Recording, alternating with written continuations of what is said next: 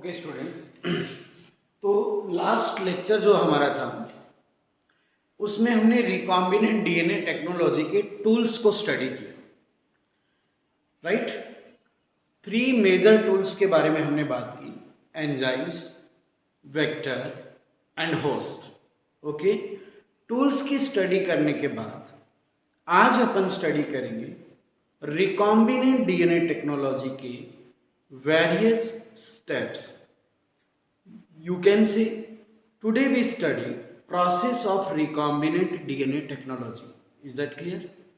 तो बच्चों, इसमें सबसे important question competitive point of view या सीबीएसई पॉइंट ऑफ व्यू से पहला क्वेश्चन यही बनता है कि रिकॉम्बिनेंट डीएनए टेक्नोलॉजी के सीक्वेंस क्या है, स्टेप जो है उसके क्या सीक्वेंस है। इन सीक्वेंस को आपको इधर उधर नहीं करना है, ये सीक्वेंस एक प्रॉपर आपके स्टेप में रहेंगे, राइट।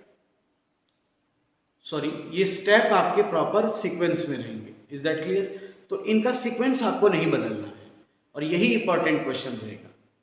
तो आज देखते हैं रिकॉम्बिनेंट डीएनए टेक्नोलॉजी में क्या स्टेप इन्वॉल्व होते हैं और उनका क्या सीक्वेंस है। RDT means recombinant DNA and technology. Is that clear? Short में RDT बोलेंगे अपन इसको। तो बच्चों, जो पहला स्टेप है वो है आइसोलेशन ऑफ डीएनए, राइट। आपको मैंने डायग्राम से भी बताया था कि जो फर्स्ट स्टेप रहेगा वो रहेगा डीएनए का आइसोलेशन। कैसे देखो, आपको जेनेटिक इंजीनियरिंग के स्टेप के अंदर मैंने बताया था कि सबसे पहले हम हमारा डिजायर जीन लेते हैं और वेक्टर भी तो लेते हैं। तो वेक्टर भी तो एक डीएनए है, वेक्टर भी एक क्या है, डीएनए है।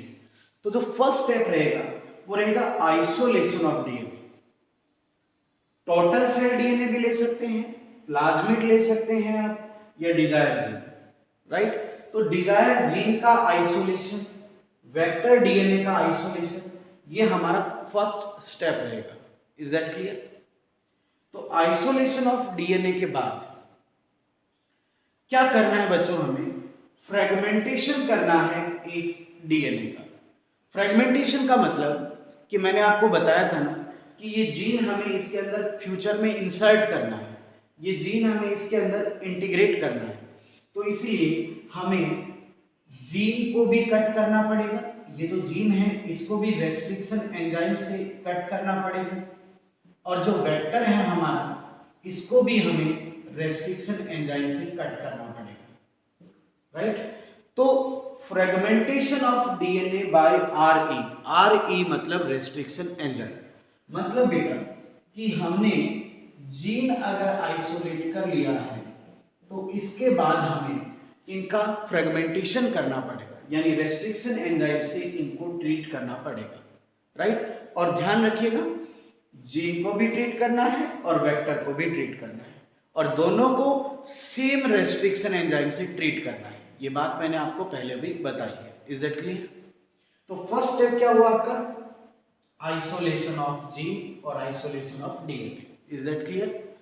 सेकेंड क्या हुआ कि इनको आइसोलेट करने के बाद इनको रेस्ट्रिक्शन एंजाइम से ट्रीट करना है, यानी इनको कट करना है, यानी क्या हो गया, fragmentation of DNA by restriction enzyme. Is that clear?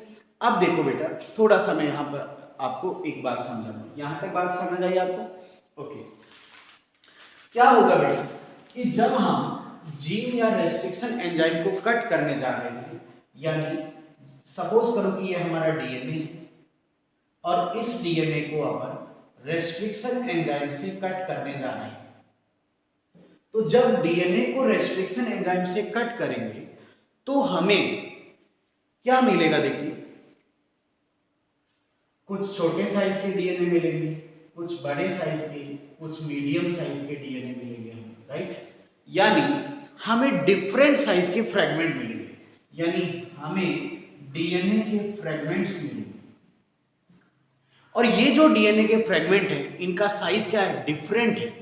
देखो, कोई स्मॉल है, कोई लार्ज है, कोई मीडियम है, small, large, medium, different size के हमें फ्रेगमेंट मिले, इन्हें बोलेंगे बेटा रेफ्लेम, RFLP, रेस्ट्रिक्शन फ्रेगमेंट, रेस्ट्रिक्शन से काटे गए फ्रेगमेंट, लेंथ पॉलीमॉर्फिज्म, जिनकी लेंथ में पॉलीमॉर्फिज्म है, रेस्ट्रिक्शन से काटे गए फ्रेगमेंट जिनकी लेंथ में पॉलीमॉर्फिज्म है, यानी रेस्ट्रिक्शन फ्रेगमेंट लेंथ पॉलीमॉर्फिज्म। तो हमें अलग अलग साइज के फ्रेगमेंट मिलेंगे, राइट। तो जब भी हम किसी डीएनए को रेस्ट्रिक्शन एंजाइम से ट्रीट करते हैं, कट करते हैं, तो हमें डिफरेंट साइज के फ्रेगमेंट मिलते हैं। Is that clear? तो अब हमें क्या करना है, हमें डिजायर फ्रेगमेंट लेना है, जो हमें जिस फ्रेगमेंट की जरूरत है, हमें तो वो फ्रेगमेंट, सपोज करो कि हमें इस फ्रेगमेंट की जरूरत है, ये हमारा रिक्वायर्ड फ्रेगमेंट है, तो हमें इसको सेपरेट तो करना पड़ेगा। तो अगली टेक्निक है सेपरेशन, एंड सेपरेशन भी करना है और आइसोलेशन, इसको प्राप्त भी करना है। तो separation and isolation of desired DNA fragment, right. तो इसके बाद का जो स्टेप आएगा वो आएगा separation and isolation of desired DNA fragment. Once again repeat करते हैं। सबसे पहले आपको जीन या डीएनए का आइसोलेशन करना है, दैट इज फर्स्ट स्टेप। फिर हमें रेस्ट्रिक्शन एंजाइम से इसे कट करना है, दैट इज सेकंड स्टेप। और फिर हमें डिजायर्ड फ्रेगमेंट को आइसोलेट करना है, ठीक है, इसका आइसोलेशन करना है, दैट इज थर्ड स्टेप। मुझे उम्मीद है कि आपको समझ में आ रहा होगा, यहां तक कोई प्रॉब्लम नहीं चल रही होगी। इसके बाद जो फ्रेगमेंट हमें मिल गया है बेटा, सपोज करो कि हमें ये फ्रेगमेंट मिल चुका है, तो ये एक फ्रेगमेंट के बेस पर तो हम सारा प्रोसेस डील नहीं करेंगे, हम इसकी कॉपी भी बनाएंगे, इसको फर्दर रेफरेंस के लिए भी रखेंगे। हम समझ के बाद बार बार हम सेल से थोड़ी आइसोलेट करेंगे, हम इसकी लाइब्रेरी बना लेंगे, हम इसकी क्लोनिंग करा के इसकी नंबर ऑफ कॉपीज बढ़ा लेंगे, है ना। तो जो हमारा डिजायर्ड फ्रेगमेंट है उसका हमें करना है amplification, amplification of gene of interest using PCR. एक टेक्नोलॉजी है जिसका नाम है पॉलीमेरेज चेन रिएक्शन, सॉरी एक इंस्ट्रूमेंट है जिसका नाम है पीसीआर, जीन मशीन भी बोलते हैं इसे, जीन मशीन भी बोला जाता है इसे,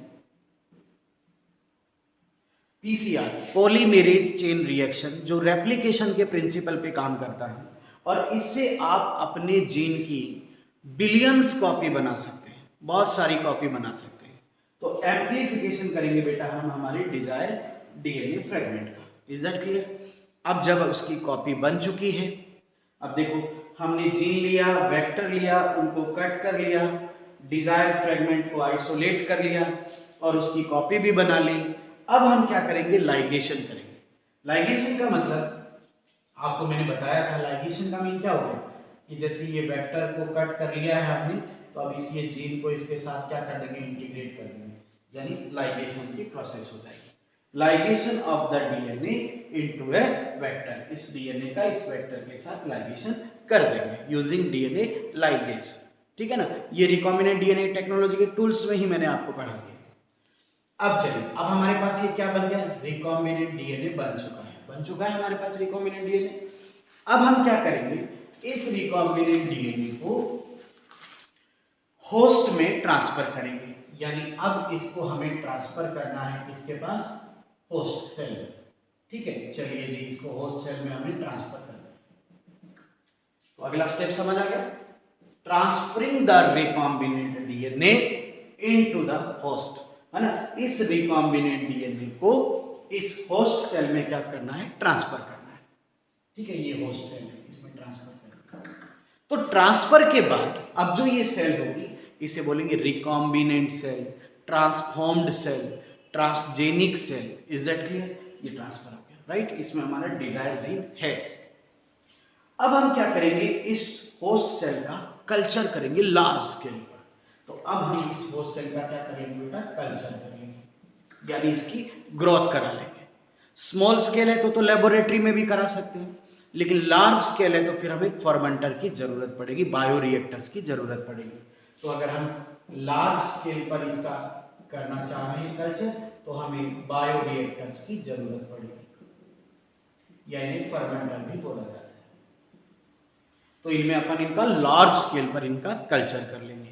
और जब लार्ज स्केल पर कल्चर हो गया तो फिर उसके बाद हमें जो प्रोडक्ट चाहिए वो प्रोडक्ट बनेगा, उसका हम एक्सट्रैक्शन कर लेंगे। Is that clear? तो ये वाली प्रोसेस तो वही होगी बेटा यूएसपी, और ये वाली प्रोसेस होगी डीएसपी। जो मैंने आपको बताया था ना, मेरा पहला लेक्चर आपको ध्यान है ना, केमिकल इंजीनियरिंग, उसके 2 स्टेप थे, एक यूएसपी प्रोडक्ट बनाना और एक प्रोडक्ट को रिकवर करना, क्या था, डीएसपी।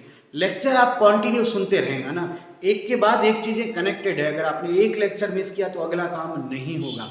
Is it clear? अगली चीज समझ आने में बहुत प्रॉब्लम आएगी। Is it clear? तो बच्चों स्टेप समझ आया आपको, और ये सीक्वेंस आपको ब्रेक नहीं करना है, ये सीक्वेंस आपको बनाए रखना है इसी तरह से, राइट। पहला क्या है, आइसोलेशन ऑफ डीएनए। ठीक है, मैं इसको डायग्राम से आपको क्लियर करा देता हूँ ताकि आपको कोई दिक्कत ना हो। ठीक है, 1 सेकेंड, क्योंकि मुझे ये डाउट है कि कहीं आप स्टेप को का सीक्वेंस ना चेंज करें। सबसे पहला है डीएनए को आपको आइसोलेट करना है, ये पहला स्टेप है। आइसोलेशन के बाद इनको रेस्ट्रिक्शन एंजाइम से ट्रीट करना है, यानी इनके फ्रेगमेंट बनाने हैं आपको, ये आपका स्टेप हो गया दूसरा। दोनों को रेस्ट्रिक्शन एंजाइम से ट्रीट कर दिया। अब आप इनका सेपरेशन करेंगे और आइसोलेशन करेंगे फ्रेगमेंट का, ये स्टेप हो गया आपका तीसरा। आप डिजायर फ्रेगमेंट को लेंगे, उसके बाद आप इसका कॉपी बनाएंगे यानी एम्प्लीफिकेशन करेंगे, ये आपका स्टेप हो गया 4। जब आपकी कॉपी ढेर सारी बन चुकी है, अब आप अपने प्रोसेस को आगे रन करिए। तो अब जो ये दोनों फ्रेगमेंट कटे हुए हैं, तो अब आप इनका लाइगेशन करा दीजिए। क्या करा दीजिए इसके बाद? लाइगेशन। ये स्टेप हो गया आपका 5वां। जैसे ही लाइगेशन कराओगे आपको रिकॉम्बिनेंट डीएनए मिल जाएगा। अब आप क्या करेंगे, वो जो रिकॉम्बिनेंट डीएनए है आपका, उस रिकॉम्बिनेंट डीएनए को आप होस्ट में ट्रांसफर करोगे, यानी रिकॉम्बिनेंट डीएनए को होस्ट में ट्रांसफर कर लेंगे आप। ठीक है, ये स्टेप हो गया 6। अब आप इसका कल्चर करेंगे लार्ज स्केल पर, वो डिपेंड करता है बेटा कि आपकी रिक्वायरमेंट क्या है। ये स्टेप हो गया 7। और अब आप प्रोडक्ट को एक्सट्रैक्ट कर लेंगे, यानी जो प्रोडक्ट आपको चाहिए वो प्रोडक्ट आप ले लेंगे, ये स्टेप हो गया आपका 8। तो ये आपको स्टेप का जो सीक्वेंस है वो प्रॉपर ध्यान में रखना है। आइए, करेक्ट। तो आइए बच्चों, आज अपन पहला स्टेप स्टार्ट करते हैं कि how we can isolate DNA from cell, है ना। डीएनए को सेल से कैसे आइसोलेट किया जाए। ठीक है, इज दैट क्लियर? तो आज का हमारा ये वाला स्टेप। अच्छा, ये वाला जो सेकंड स्टेप है ना, रेस्ट्रिक्शन एंजाइम से फ्रेगमेंट बनाना, ये आपका ऑलरेडी कंप्लीट हो चुका है। रेस्ट्रिक्शन एंजाइम में कैसे फ्रेगमेंट बनता है मैंने पूरा आपको समझाया है। तो हम पहला स्टेप आज डील करेंगे।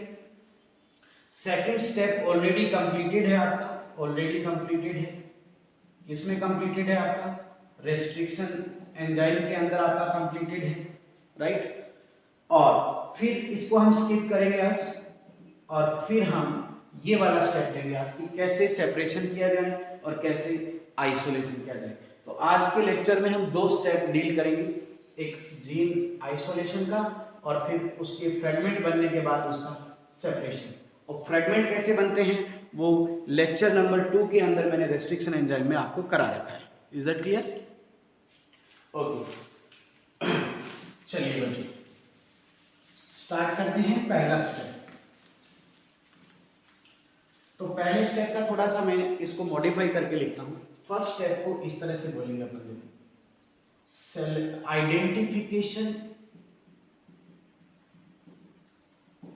या यूं बोलिए selection and isolation of desire gene, ठीक है, एंड वेक्टर। ये दोनों अपन इसी में एक ही टॉपिक में इन दोनों को डील करते हैं। देखिए बच्चों, सवाल ये है कि डिजायर जीन जो है उसको उसका सिलेक्शन किस बेस पर किया गया। तो डिजायर जीन का सिलेक्शन जो है उसके जो बेसिस है वो नंबर 1 क्या बेस है बेटा, उसका पहला बेस है कि प्रोडक्ट की नेचर, प्रोडक्ट की नेचर या प्रोडक्ट के बेस पर उसको सेलेक्ट किया जाता है। जैसे कि हमें इंसुलिन बनाना है तो प्रोडक्ट क्या है हमारा, इंसुलिन है। तो अब हमें ये देखना है कि ह्यूमन बॉडी के लिए इंसुलिन बनाना है तो ह्यूमन बॉडी में इंसुलिन बनाने वाली का ऑर्गन कौन सा है, सेल कौन सी है, तो वहाँ से हमें ये जीन आइसोलेट करना है। तो इंसुलिन बनाने का जीन हम पेनक्रियाज की बीटा सेल से लेंगे, राइट। तो प्रोडक्ट की नेचर के बेस पर सेलेक्ट किया जाता है। दूसरा, इसी में मैं आपको और बताता हूँ, कई बार हैबिटेट का भी प्रिंसिपल लगता है, हैबिटेट ऑफ ऑर्गेनिज्म। वो कैसे, देखो कि सपोज हमें कोई थर्मोस्टेबल एंजाइम बनाना है, हीट स्टेबल एंजाइम बनाना है, हमें एक ऐसा एंजाइम चाहिए जो हाई टेम्परेचर पर सर्वाइव करे, हाई टेम्परेचर पर एक्टिव रहे। तो फिर हम ये जीन कहाँ से लेंगे, हम उस हैबिटेट से लेंगे जिस हैबिटेट में हाई टेम्परेचर के बैक्टीरिया सर्वाइव करते हैं या हाई टेम्परेचर के ऑर्गेनिज्म सर्वाइव करते हैं। तो ये देखो हैबिटेट का भी बेस आ गया, है ना। तो प्रोडक्ट नेचर या हैबिटेट के बेस पर जीन को क्या किया जाता है, सेलेक्ट किया जाता है। इज दैट क्लियर, पहली बात समझ आई। चलो अच्छा, अब इसमें है कि वेक्टर का सिलेक्शन कैसे किया जाए। तो वेक्टर का सिलेक्शन जो है वो मैंने आपको बताया हुआ है कि वेक्टर का सिलेक्शन करने के जो बेसिस हैं वो 3 बेसिस जो मैंने आपको वेक्टर के टॉपिक में कराए हैं। हालांकि मैं फटाफट रिपीट कर देता हूं। पहला, जीन साइज के बेस पर कि आप कितने साइज का जीन इसमें इंटीग्रेट करना चाह रहे हैं। दूसरा, होस्ट सेल बेस्ड कि आपकी होस्ट सेल क्या है उसी के अकॉर्डिंग आपको वेक्टर लेना है। और तीसरा कि आप क्लोनिंग चाहते हैं या एक्सप्रेशन चाहते हैं। ये मैंने वेक्टर के टॉपिक में करा रखा है। तो ये बेसिस है हमारे डिजायर जीन और वेक्टर डीएनए को सेलेक्ट करने के, ये बेसिस है। पहली बात समझ आ गई आपको अच्छे से, ओके। इसके बाद चलो सिलेक्शन हो गया, आइडेंटिफाई हो गया कि हमें ये चीज चाहिए, हमारा एम फिक्स हो गया कि हमें ये जीन लेना है और ये वेक्टर लेना है, ये डिसाइड हो गया। अब डिसाइड हो गया तो अब उसका आइसोलेशन कैसे किया जाएगा। सेलेक्ट हो गया ना, तो सेलेक्ट होने के बाद अब ये सवाल है कि इसको आइसोलेट कैसे किया जाए, किसी सेल से कैसे आइसोलेट किया जाए। तो देखिए कैसे आइसोलेट करेंगे इसको। अब देखो बेटा, इसे आइसोलेट करने का तरीका। अब देखो डीएनए आइसोलेशन,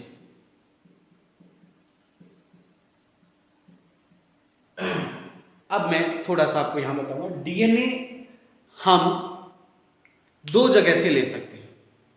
एक तो फ्रॉम जीनोमिक लाइब्रेरी,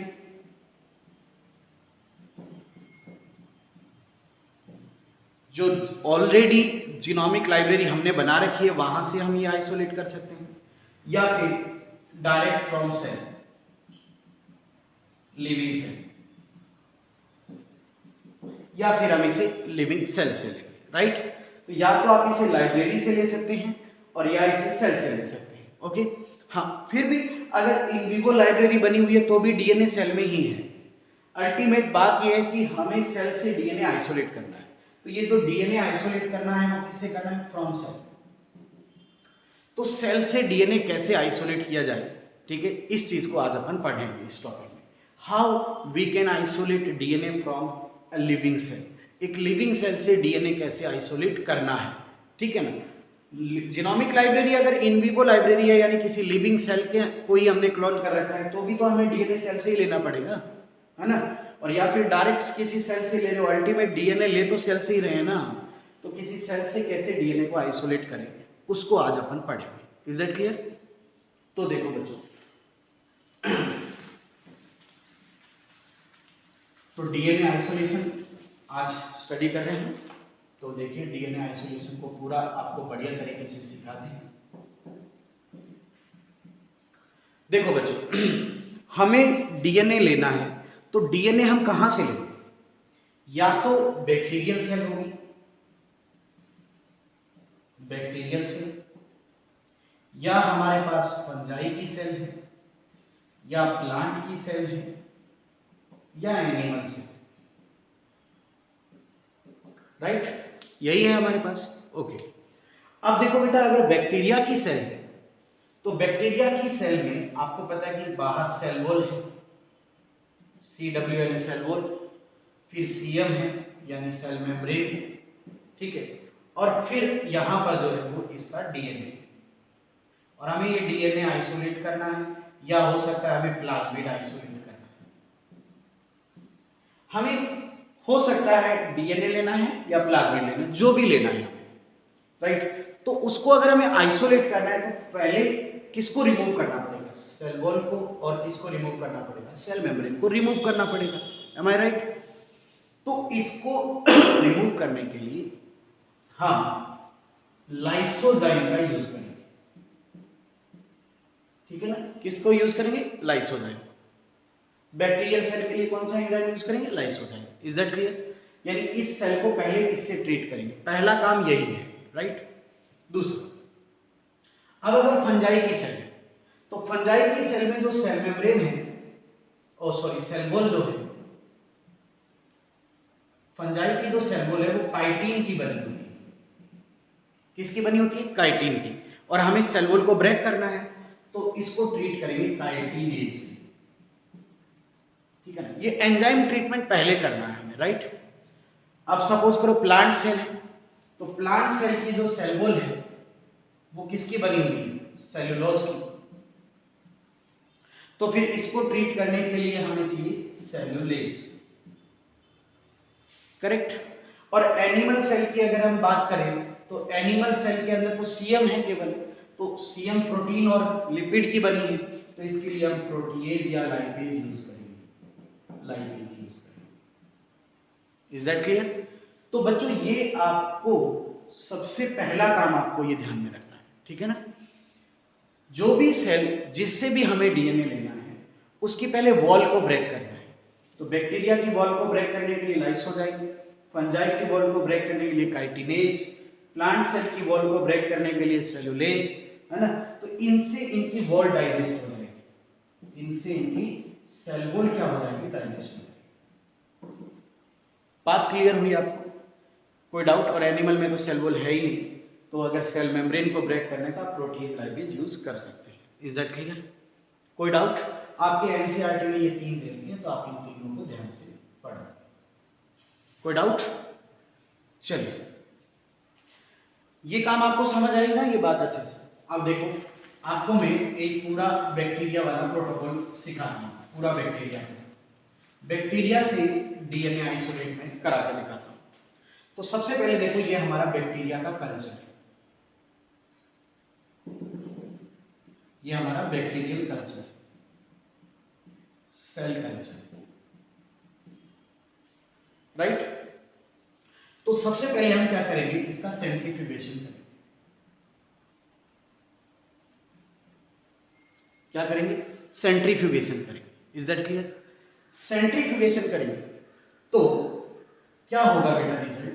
कि जो सेल, सेंट्रीफ्यूज ट्यूब में करेंगे तो ये जो सेंट्रीफ्यूज ट्यूब है इसमें जो पैलेट है, पैलेट यानी नीचे को पैलेट बोला जाता है, और ऊपर कोई भी चीज आएगी इनको सुपरनेटेंट बोला जाता है। तो यहां पर पैलेट जो है, यहां पर हमें सेल्स मिल जाएंगे, यानी ये जो पैलेट सेल्स हैवी है ना, सेल्स का जो मास है वो ज्यादा है ना, तो सेल्स नीचे मिलेंगे हमें। सेंट्रीफ्यूगेशन किसके बेस पर सेपरेशन करता है? On the basis of density gradient. तो सुपरनेटेंट में हल्की चीजें आएगी और पैलेट में हैवी आएगी, तो सेल जो है वो आपको कहां मिल जाएगी? पैलेट में, यहाँ पे सेल्स मिल जाएगी, ये सेल, राइट। तो सेल मिल गई हमें। अब हम क्या करेंगे? इस सेल को ट्रीट करेंगे फ्रॉम लाइसोजाइम। अभी मैंने आपको बताया था ना कि एंजाइम से ट्रीट करेंगे, और बैक्टीरिया है तो बैक्टीरिया को किससे ट्रीट करेंगे? लाइसोजाइम से। तो ये उसकी वॉल डिसॉल्व कर दें, और सेंट्रीफ्यूगेशन कंटिन्यू चलेगा। तो जब हम सेंट्रीफ्यूगेशन करेंगे, ठीक है, सेंट्रीफ्यूगेशन आगे और रन कराएंगे अपन, ठीक है ना, यहां भी सेंट्रीफ्यूगेशन चलेगी और लाइसोजाइम से ट्रीट करने हैं। तो वॉल ब्रेक हो गई, वॉल डिसॉल्व होगी, तो सारा साइटोप्लाज्म अब सेंट्रीफ्यूज होगा, है ना। तो जो पैलेट है, इस पैलेट में हमें मिलेगा डीएनए। क्या मिलेगा? डीएनए, क्योंकि डीएनए का मॉलिक्यूलर वेट ज्यादा है, और रेस्ट ऑफ द चीजें जो है वो हमें यहां मिल जाएगी। कहां मिल जाएगी? सुपरनेटेड। तो इसमें जो भी चीजें आएगी, लाइक प्रोटीन है, लिपिड है, कार्बोहाइड्रेट है, विटामिन है, ठीक है ना, मिनरल्स है, तो वो सारे यहां आएंगे। इसको अपन रिमूव करेंगे,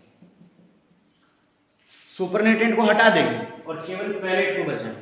अब पैलेट में अकेला डीएनए नहीं है, इस पैलेट में क्या है? डीएनए के साथ प्रोटीन भी है, डीएनए के साथ लिपिड भी है, डीएनए के साथ आरएनए भी है, यानी ये डीएनए के साथ कंपोजिट फॉर्म में है। तो जो पैलेट में डीएनए है उसके साथ प्रोटीन, लिपिड और आरएनए जुड़े हुए हैं, और जो फ्री थे वो तो हमने रिमूव कर दिए, ठीक है ना। तो अब हमें क्या करना है? हमें प्योर डीएनए चाहिए। दोबारा समझ लीजिए, बैक्टीरियल सेल कल्चर में से आपने सेल को ले लिया, सेल भी पैलेट में मिलेगी, सेल को लाइसोजाइम से ट्रीट किया, उसके बाद सेंट्रीफ्यूगेशन किया, तो जितनी भी, अब डीएनए का मॉलिक्यूलर वेट सबसे ज्यादा है, तो डीएनए हमें पैलेट में मिलेगा, और बाकी चीजें सारी सुपरनेटेड में आएगी, तो उनको अपन रिमूव कर देंगे। Is that clear? और नीचे जो हमारे पास पैलेट में डीएनए बचा है, वो डीएनए अकेला नहीं है, उस डीएनए के साथ ये इस तरह से है, ये डीएनए है, और इस डीएनए के साथ प्रोटीन, लिपिड, आरएनए ये जुड़े हुए हैं। इसके साथ प्रोटीन है, लिपिड है, आरएनए है, ये इसके साथ जुड़े हुए हैं। Is that clear? और हमें चाहिए प्योर डीएनए, तो फिर हम क्या करेंगे? आगे का स्टेप देखिए। अब हमें क्या करना है?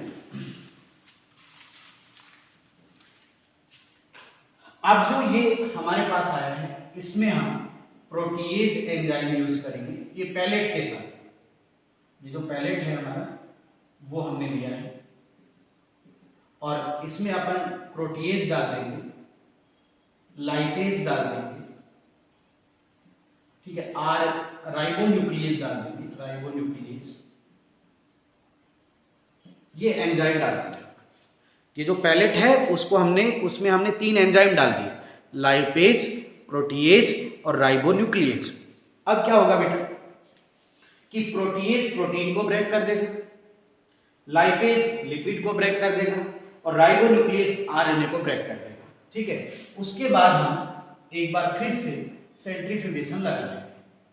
क्या लगा लेंगे? एक बार फिर से सेंट्रीफ्यूगेशन लगा लेंगे, ठीक है।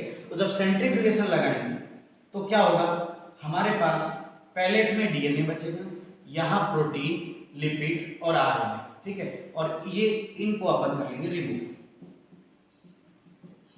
यानी ये जो सुपरनेटेंट है इसको हम रिमूव कर लेंगे, और पैलेट में हमारे पास क्या बच गया? डीएनए बच गया, राइट? समझ गए? तो ये डीएनए हमारे पास लिक्विड फॉर्म में आ गया, और इन जो प्रोटीन, लिपिड और आरएनए इनका मॉलिक्यूलर वेट कम है, तो ये ऊपर आएगा, इनको हम रिमूव कर देंगे, केवल क्या बचा? डीएनए बचा हमारे पास। बात समझ आई? अब क्या करेंगे? अगला स्टेप ध्यान रखना कि अब हमें ये डीएनए जो है इसको प्रेसिपिटेट फॉर्म में लेना है।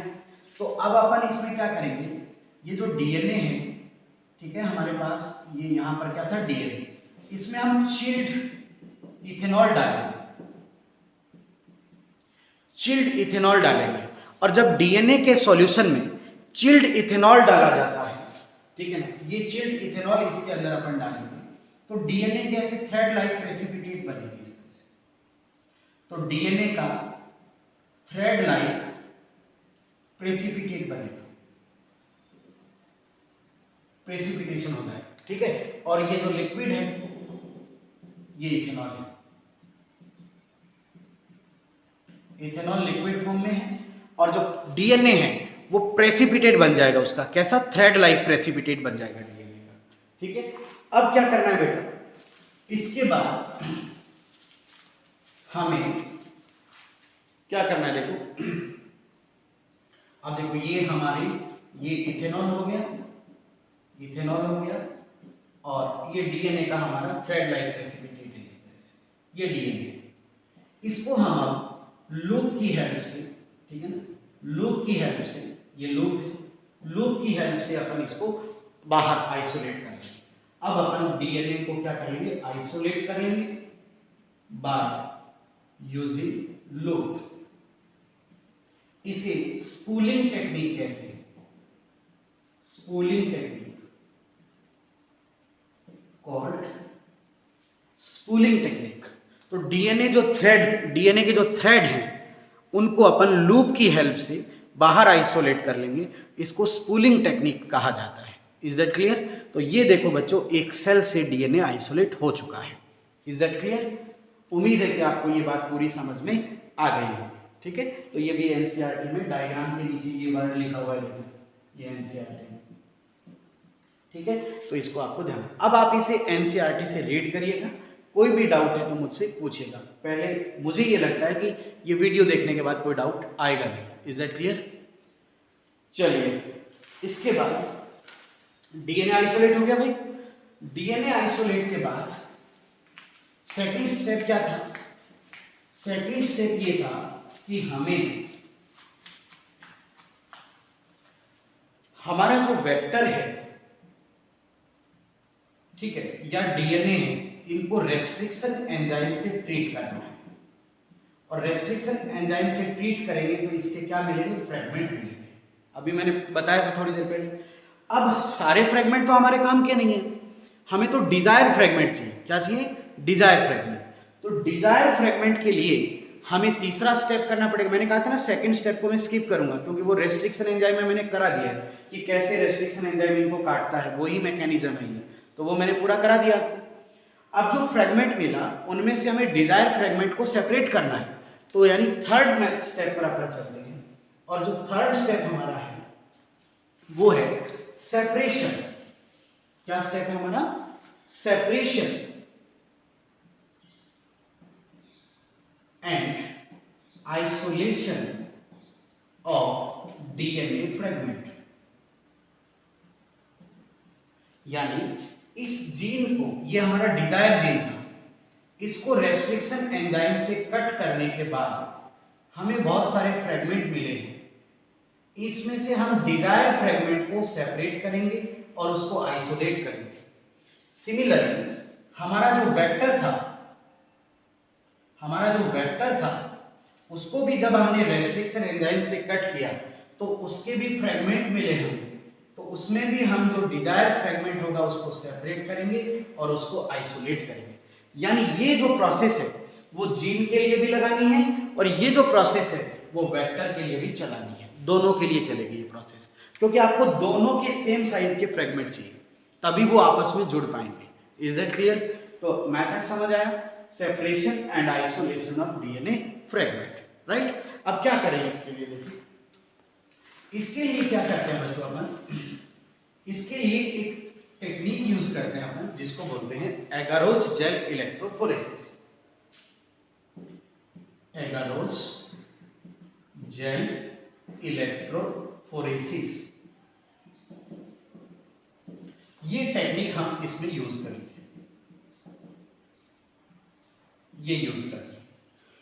तो अगर सिंपल क्वेश्चन आता है कि सेपरेशन के लिए कौन सी टेक्निक यूज करेंगे तो क्या नाम है? Agarose gel electrophoresis. Is that clear? अब ये क्या होती है टेक्निक, आइए इसको समझाता हूं मैं अच्छे से, ठीक है ना? अब मैं थ्योरी नहीं लिखूंगा, समझाऊंगा बढ़िया से। तो देखो, इस टेक्निक में क्या होता है बेटा, इस टेक्निक में हम एगारोज जेल को यूज करते हैं, एगारोज जेल बनाते हैं। अब एगारोज क्या है? एगारोज एक नेचुरल पॉलीमर है, नेचुरल पॉलीमर है, ठीक है, जो सीवीड से लिया जाता है, एल्गी से लिया जाता है, सीवीड से लिया जाता है, राइट? सीवीड से लिया जाता है, एल्गी से लिया जाता है agarose. Is that clear? That is the natural polymer and that is polysaccharide. Is that clear? अब देखो बेटा कि ये जो एगारोज है इसका हम ऐसे जेल प्लेट बना लेते हैं इस तरह से।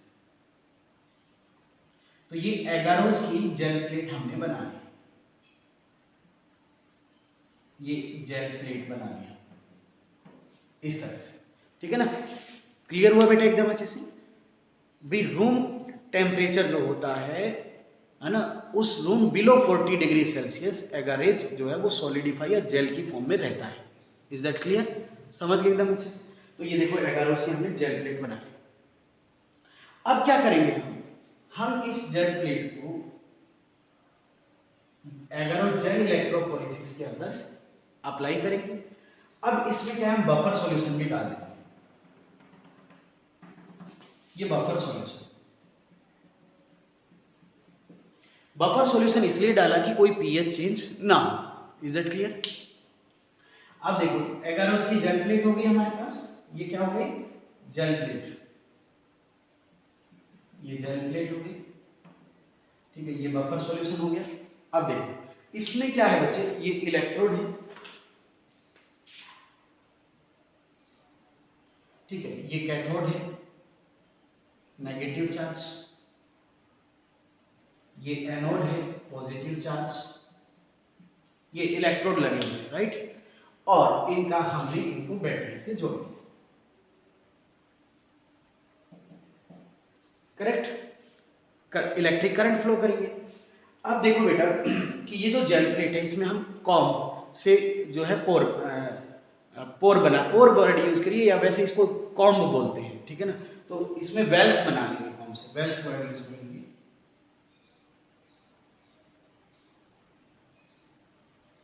ये इसके अंदर हमने वेल्स बना लिए, ठीक है ना। क्या बना लिए? वेल्स बना लिए इसके अंदर कॉम्ब से। कॉम्ब प्लेट होती है उसके, वो कॉम्ब प्लेट जब इसमें जेल में रखेंगे ना और फिर उसको उठाएंगे तो ऐसे वेल्स बन जाएंगे, राइट। समझ गए? अब हम क्या करेंगे, ये एक माइंड में आपको बात ध्यान रखनी है कि डीएनए पे चार्ज क्या है। DNA having negative charge. DNA पे कौन सा चार्ज है? नेगेटिव चार्ज डीएनए पे है। तो डीएनए को हमें मूव कराना है, तो डीएनए को पॉजिटिव की तरफ अपलोड करें या नेगेटिव की तरफ अपलोड करें। अगर हमने उसको पॉजिटिव की तरफ अपलोड किया तो वो मूव ही नहीं करेगा, वो तो वहीं रह जाएगा क्योंकि पॉजिटिव की तरफ अट्रैक्ट हो जाएगा वो। हम डीएनए को नेगेटिव चार्ज की तरफ लोड करेंगे तब वो पॉजिटिव की तरफ रन करेगा, सिंपल क्वेश्चन है, ध्यान रखना। जनरल क्वेश्चन आ जाता है, क्या डीएनए को एनोड की तरफ लोड करना है? नहीं, क्योंकि डीएनए पर नेगेटिव चार्ज है। अगर आपने एनोड की तरफ आपने उसको लोड कर दिया तो वो मूव ही नहीं करेगा, वो तो वहीं रह जाएगा। तो डीएनए को आपको नेगेटिव चार्ज की तरफ लोड करना है तब वो मूव करेगा towards positive charge. Is that clear? तो बच्चों देखो यहां पर हमने डीएनए सैंपल को लोड कर दिया, ठीक है। चलिए डीएनए सैंपल को लोड कर दिया। सपोज करो हमने यहां पे डीएनए सैंपल लोड कर दिया।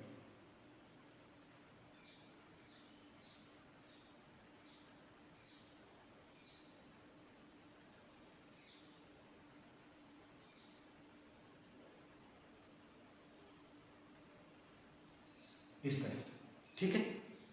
अब क्या देखा आपने? देखो ये जो 1 2 3 4 चार वेल्स है, एनसीईआरटी वाला डायग्राम समझा रहा हूं।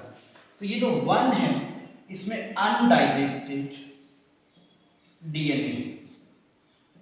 अनडाइजेस्टेड का मतलब जो रेस्ट्रिक्शन एंजाइम से ट्रीट नहीं हुआ है, ठीक है ना, वो है। क्लियर हुआ? और जो वेल 2 से 4 जो है इनमें डाइजेस्टेड डीएनए जो रेस्ट्रिक्शन एंजाइम से डाइजेस्ट हो चुका है, यानी जो ट्रीट हो चुका है, यानी जो कट चुका है। Is it clear? तो इसका साइज तो बहुत बड़ा है, तो ये तो यही रह जाएगा अनडाइजेस्टेड वाला। अब देखो ये स्मॉल साइज का है तो ये मूव करके यहां पे फास्टर आगे आ जाएगा। Is it clear? फिर और जो बड़ा है वो पीछे रह जाएगा यहां पर, और जो मीडियम है वो यहां, और सबसे छोटे वाला आगे है, राइट। तो हमें यहां पर जब ये डीएनए मूव करेगा, देखो ये भी आगे मूवमेंट कर रहा है, ये मूव कर रहा है, ये मूव कर रहा है, समझ आया एकदम अच्छे से, टुवर्ड्स पॉजिटिव एंड ये मूव करेंगे। तो बेटा इनकी जब मूवमेंट होगी तो क्या होगा इनकी मूवमेंट के ड्यूरिंग क्या होगा, जो जेल है, कौन सा जेल है हमारे पास? एगारोज जेल के जो पार्टिकल है उनको क्रॉस करते हुए आगे जाएंगे। सपोज करो इसको और बढ़िया समझो, ये एगारोज जेल के पार्टिकल है,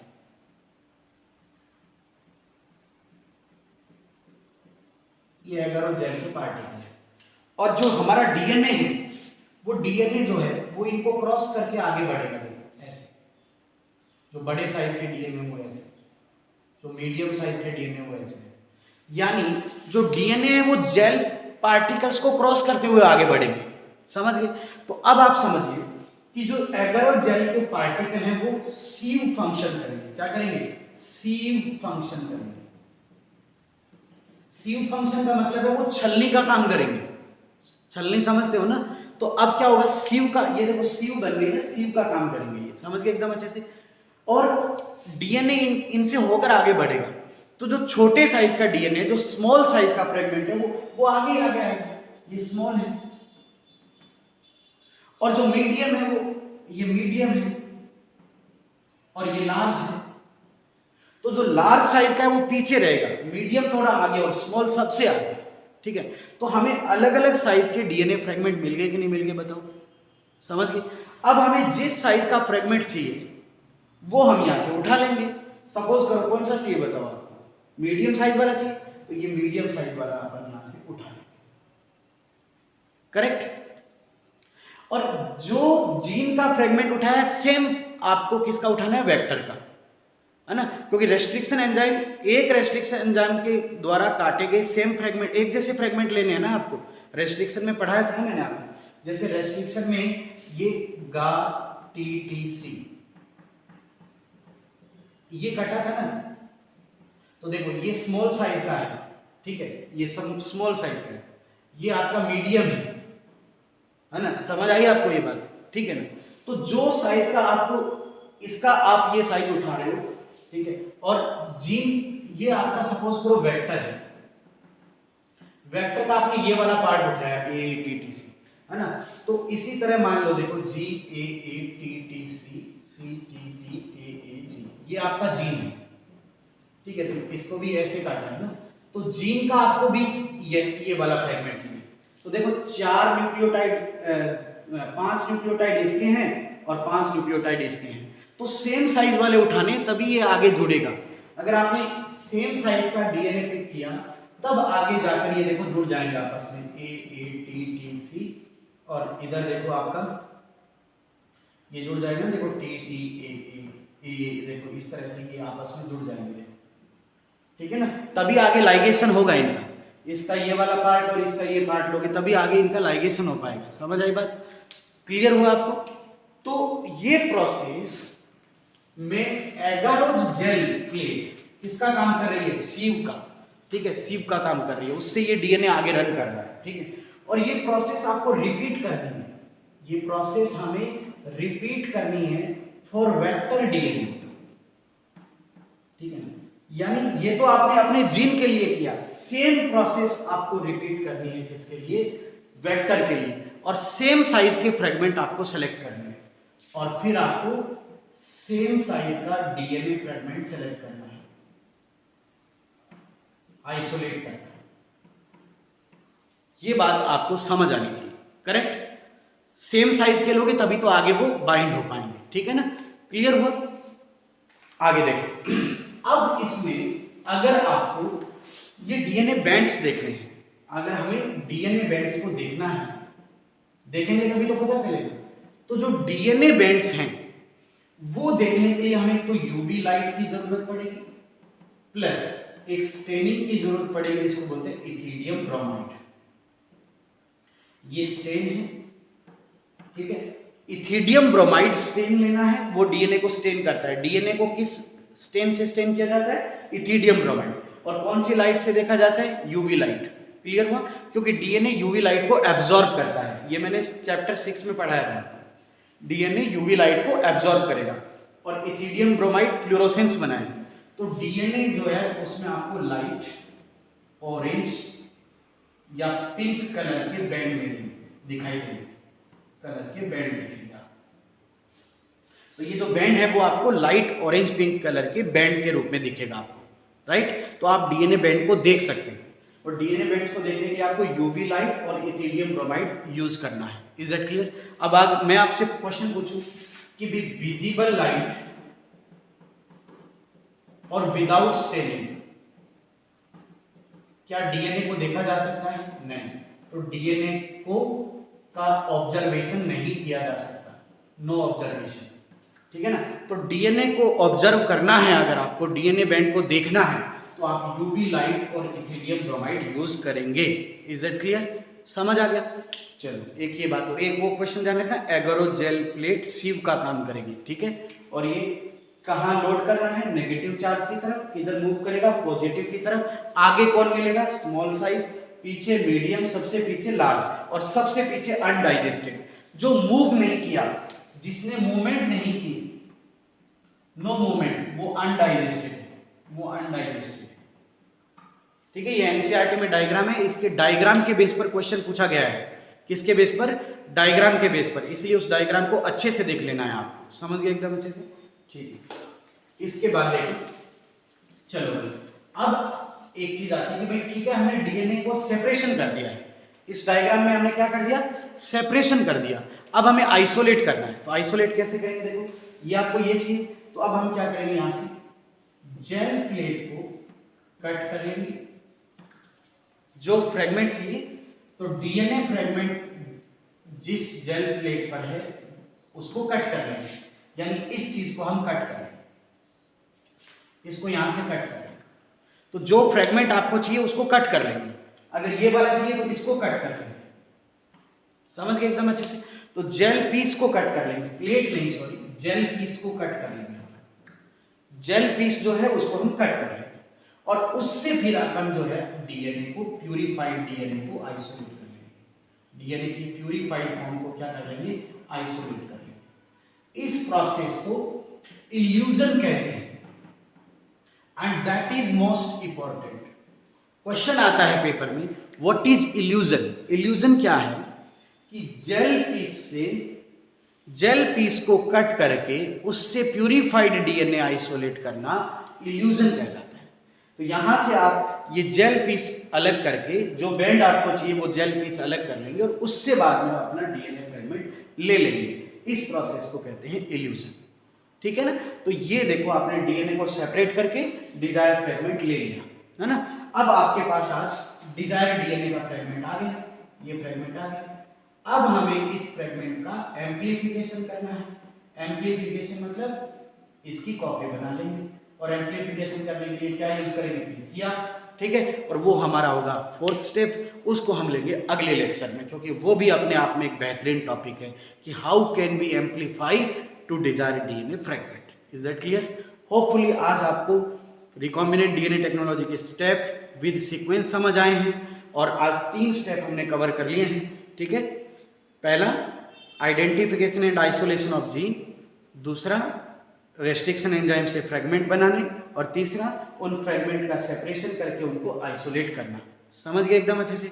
और एनसीईआरटी से ये रीड जरूर करिएगा आप लोग। Thank you very much.